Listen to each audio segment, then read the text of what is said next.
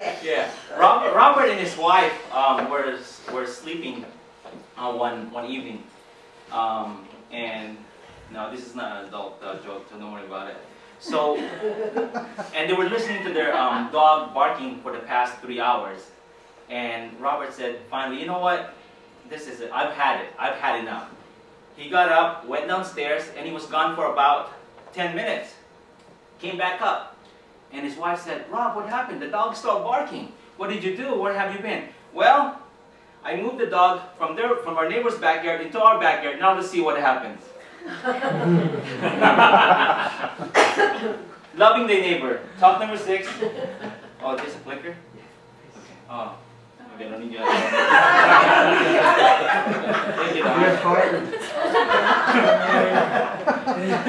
The next slide. This is actually a footage that was captured from a surveillance camera in Kansas City, Missouri. The gal on the upper right-hand corner was so irate. The bucket that she's holding is a mop water bucket. She filled it up with the mop right behind her. She dumped it and she poured it over the McDonald's employee. She was so irate, so upset, so much vitriol and passion and anger that she did that, and she actually cost about $3,000 in damage. What do you think? What do you think upset her? What do you think pushed her button?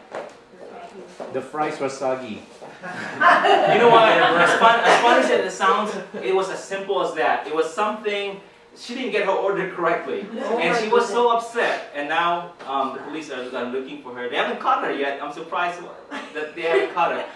And that is the backdrop of the challenge that we're facing today, brothers and sisters. Because we want to teach our kids, we want to teach our children that they need to love our neighbors. We need to love our friends, our neighbors, our enemies. Yet we have adults. We have adults that get upset over a wrong order. So it's so challenging, and what makes it worse is that, look who's around there. Kids. Kids, exactly. So if we can't even, if adults can't even give good examples, I mean, we're in bad shape, right? So, Sister Shirley just went over talk number 5, loving God. If that didn't convince you guys to love God even more, I don't know what will. It's a great talk. So we look, now let's look at the second talk. One of the scribes in Mark chapter 12 verses 28 to 31, it says, one of the scribes, when he came forward and heard them disputing and saw how well he had answered them, asked him, which is first of all the commandments? Jesus replied, the first is this, hear ye, O Israel. You guys heard this earlier. The Lord our God is the Lord alone. You shall love your Lord, your God, with all of your heart, with all of your soul, with all of your mind, and with all of your strength. And here's the second one. It says, you shall love your neighbor as yourself, and there is no other commandment greater than these. So God is commanding us basically that we need to love our neighbor. He's not asking us, He's commanding us. He said, love your neighbor, your boss, even though you have a mean boss. Anybody here who does have a mean boss? Brother Chopperhead. Well, I have one of those also. And sometimes with a little humor, maybe you can make that person laugh. I go to work at 7 o'clock in the morning, and a couple of weeks ago I showed up a little late. Because the kids were having some technical difficulties. So I didn't get to work until maybe around 7:30 or 7:45. My boss was sitting. They're little. No, they're not little, but actually they're 7, 8, and 10. And my boss just looked at her watch, look at me. It was like 7:45, I think. And look at her watch again, and look at me, and she said, "You should have been here. You should have been here at 7:30." And with a straight face, I said, "Why? What happened at 7:30?" I didn't get a write up. Needless to say. So it's tough. It's tough being a Christian nowadays, brothers and sisters. We have people at the grocery stores, for example, that it says 15 items or less, and they have a grocery full of groceries, right? Or at the ATM machine. Where they fill out their deposit slips right there in front of the machine when there's about 10 people behind them. But, like I said, God has instructed us to love our neighbors. So we still have to be friendly with them.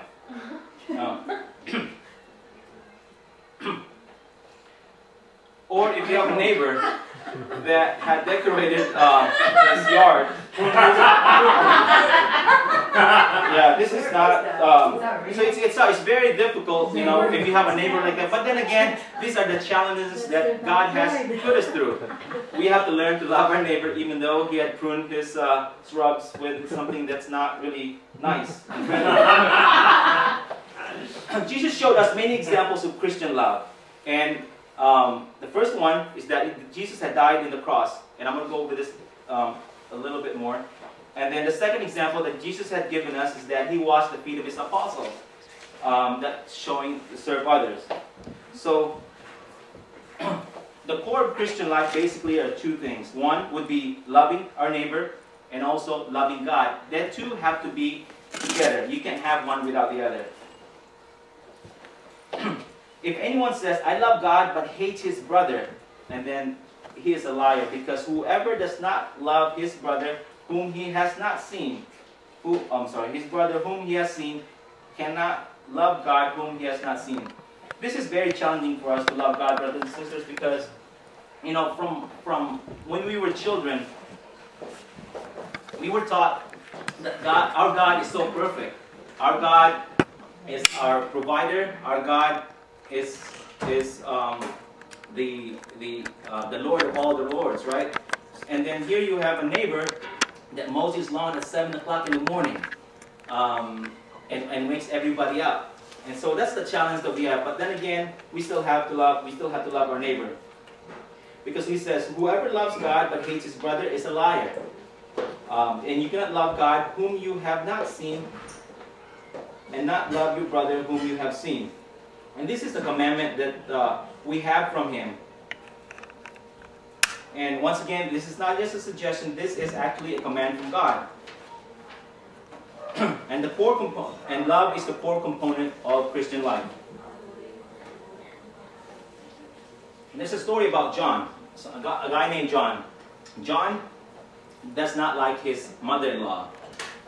And so one Christmas, John gave his mother-in-law a present. It's a cemetery plot.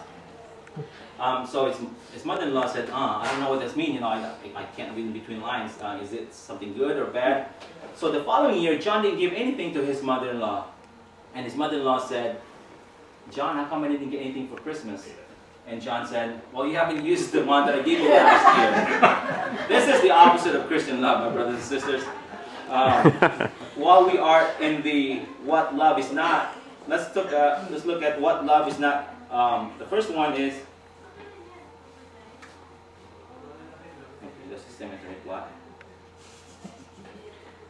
Okay, the first one is love is not always having positive feelings. So, who are recently married couple here? No one? Okay, Mark. Okay, Mark. Remember when we first got married? I mean, we're all happy, everything was fine, no problems in the honeymoon stage, right? Remember the sister? Right. A couple years later, now we have laundries piling up. We got the sink is full of dishes, and now there's a little more sensitive. Just a little something that would trigger a fight, right? So we, somebody forgot to do something, and there's a big fight, right? But does that mean that when we fight with our significant other or other people, does that mean that love is not there anymore? No, love is still there, because love is not always having positive feelings. So whether we have positive or negative feelings, love is still going to be there. My wife doesn't do this, but I know that a lot of wives, when they're mad at their husband, they said, talk to the left hand because I'm right. I've never heard of that. Really? Now you can talk to the left hand, I don't want to talk to you because I'm right. But my wife is not like that. So very understanding wife. I wanted to do my laundry, that's why. And also, love is not always saying yes. We think that as Christians, we always have to say yes. That if we don't say yes, we're not agreeable, we're not good Christians, right? Well, that's not necessarily true, because sometimes, what if your brother had asked you, let's go rob a bank because I need it for my kids' tuition, right? It's okay to say no, obviously, because number one, we're violating the law, and number two, we can go to jail. Because love is not compatible with sinning. Okay. Again, the next one is love is not defensive. Sometimes we want to create a world to where we can cover ourselves with a protective layer, so we won't get hurt. You know, so if somebody is gonna hurt us, you know, we're not privy to that. But you know, that's not what love is. Love actually sometimes Christian love is not a guaranteed painless. Or sometimes, like for example, my wife, she took a risk. I met my wife in the Philippines, and she has a good family, but she has a good life. She had a nice job, a condo, a maid. I mean, she was single and she had a maid, you know. And so she had a maid, but yet she wanted to take. She took a risk. She took a risk to come here and open up. And now, exactly, now she does my laundry. So she opened up, she took the risk because, you know, we can't be defensive with our love, you know, with Christian love. She took the risk, and she's a pretty happy person now.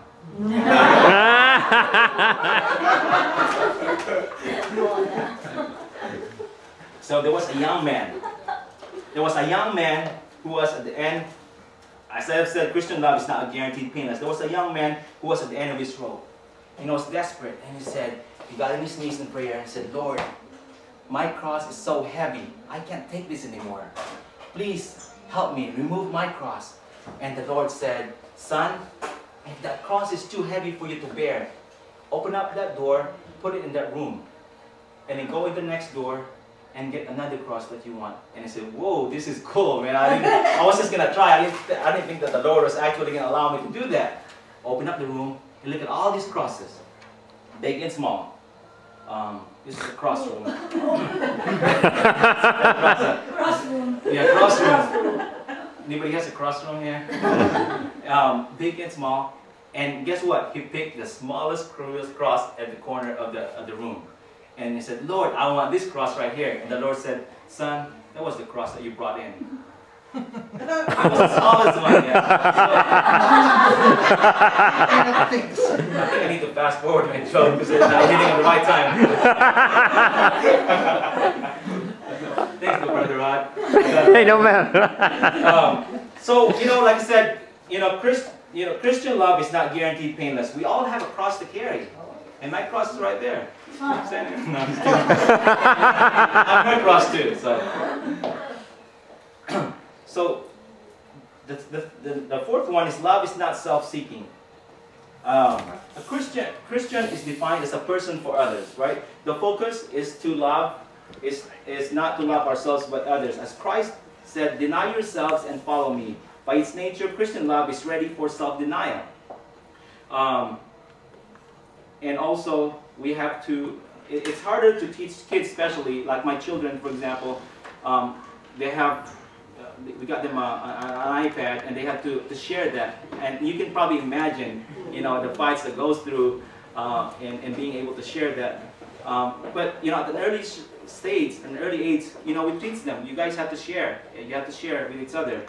Even with our prayer life, we always say, you know, pray for other people, pray for other kids that may need the prayers, not just for us. So we start them really early, really young. And then the next one, the fifth one, is love is not manipulative.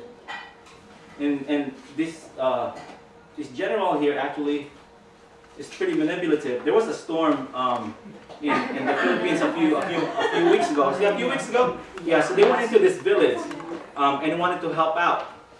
Well, this general, instead of helping out, he asked another man to give him a piggyback ride because he didn't want his shoes to get wet.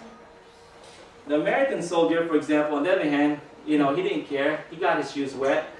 even though his socks are probably going to be smelly later on, but at least he's not going to be on the press, being seen as being carried, being piggybacked by another person. So once again, love is not manipulative. And this general here actually is pretty manipulative. There was a storm in the Philippines a few weeks ago. Was it a few weeks ago? Yeah, so they went into this village and wanted to help out. Well, this general, instead of helping out, he asked another man to give him a piggyback ride because he didn't want his shoes to get wet. The American soldier, for example, on the other hand, he didn't care. He got his shoes wet, even though his socks are probably going to be smelly later on. But at least he's not going to be on the press, being seen as being carried, being piggybacked by another person. So once again, love is not manipulative.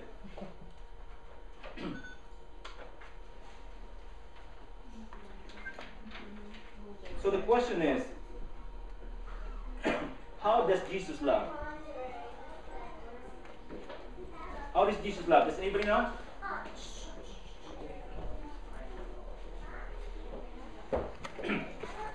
In John chapter 15, verse 13, no one has greater love than this, to lay down one's life for one's friends. So that's exactly what Jesus Christ has done for us. He died for us on the cross to save us. But not every day, we're able to die for others, right? Not everybody's called to die for others. So what is it that how can we apply that in our daily lives? And there's one more thing that we need to look at also. And who is our neighbor? Does anybody know? Who's our neighbor? Our neighbor is, there's a story. Do you guys remember this parable? Good Samaritan? Yeah. What happened is that there was a badly beaten Jew, and there was a few people that walked by, 2 or 3 people that walked by and just ignored him.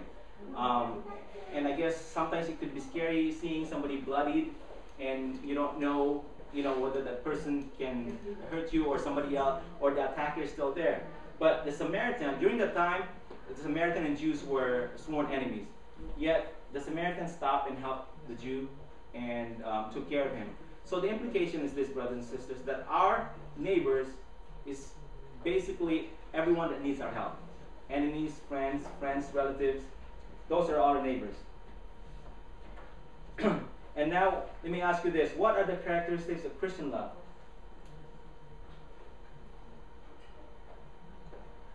In Corinthians 13, verses 4 to 7.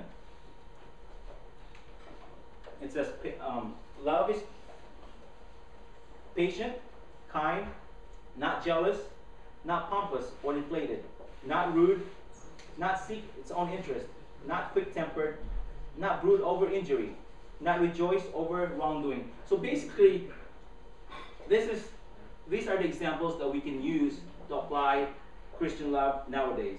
Okay? There was a priest. I heard a priest one day, a couple weeks ago at Mass, and they were asking. There was a couple that was asking for their advice, and I said, Father, we're having problems with our relationships. We need your help. And he said, well, before I take on your case, basically, I want you to promise me that you guys have to be nice to each other. You have to say please. You have to say thank you. Just the very basic things. And come to think of it, I think sometimes we lack that in our society. There's a lot of rudeness, and just a simple thank you sometimes when somebody's handing us, when asking for a napkin or a butter over a dinner table. In our relationships, we forget that. Those are the simple things. If we start off with that, and then what's going to happen is that our children will see that, brothers and sisters. They will see that, and they will emulate their parents, and then they can translate that and relate that with their friends at school. So, almost done. It's going to be quick. Christian love is a command, and it is essential to Christianity. Do you guys still remember what love is not? Can anybody remember? I have some prizes actually. You know what? I have some prizes that I ordered, and it should have been here. But I'm gonna bring it next week, or I'm gonna give it to your team leader. So there's still a chance to answer some questions. It's actually a rose petal rosary. Rose petals really smells good. I've had mine for many years now. It still smells good. Yeah.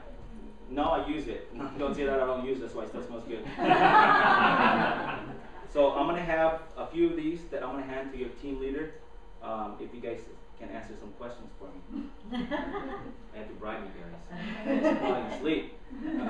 So tell me, what what are the love? What is it now? Love. Yeah. What is love not? There's five things.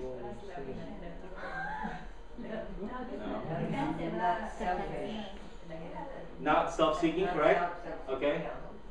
So sister got one. Anybody else? Not compatible with sin. Not compatible with sin. That's a sub thing for another one. Anything else? Yes, brother? No? Not defensive. Anything? Not defensive. What is love not? Not defensive. Love is not defensive. Okay. Anything else? Love is not blind. No, it's not part of it. Love, yeah, people said love is blind. You know, I don't agree with that. Because if love is blind, why do you sell a lot of grooming products, right?